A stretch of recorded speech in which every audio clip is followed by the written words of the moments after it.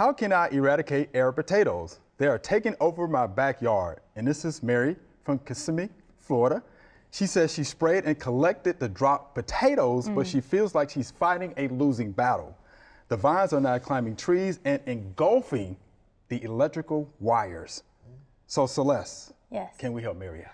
I think we can. Okay. So first I want to start by pointing out that I'm so sorry for this struggle that she's facing, right? So air potatoes can grow like 8 inches of vine a day in the middle of their, prime growing season. So they have the ability to just really engulf any types of structures in that area. But their control can be really, really difficult because they are propagating in 2 different ways: underground tubers, as well as aerial tubers. And so those potatoes that she was calling, those are aerial tubers, or bulbils is another word for that. And when those fall onto the ground in the wintertime, they just lay dormant and then they sprout the following spring.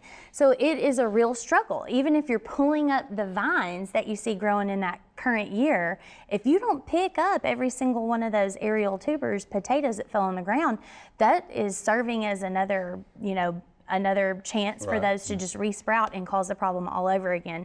So number one, just staying on top of that. Manual removal. I know she said she's already been trying it, but just keep staying on top of that if you can.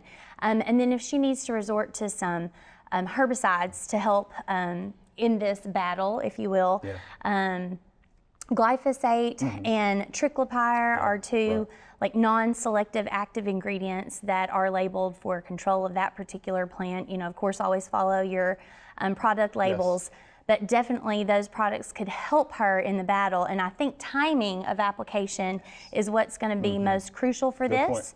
You don't want to apply that right at the beginning of, you could at the beginning of the spring, but you're going to see the most effectiveness if you are applying those products in late season, like late summer, as the plants are sending all those carbohydrates down to their roots and preparing for dormancy.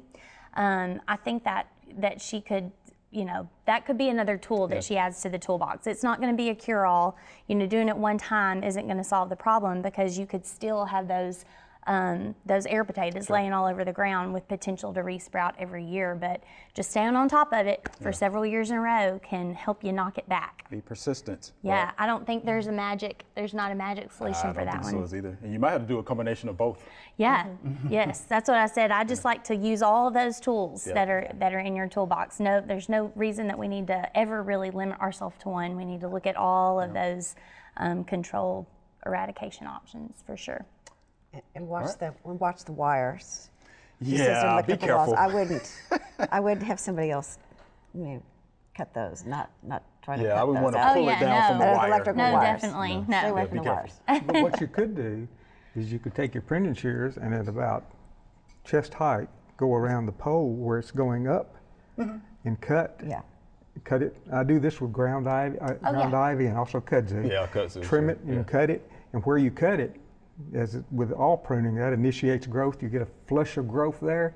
Then you hit it with your systemic herbicide like glyphosate or triclopyr, and it'll translocate hopefully to that tuber and kill it. But that's a combination. It's the combination. But leave them up there, and then you get to watch it die. Right. Yes, so satisfying, right? You get to watch it die. Slowly wither away don't try to up pull in the it down. canopy. Good.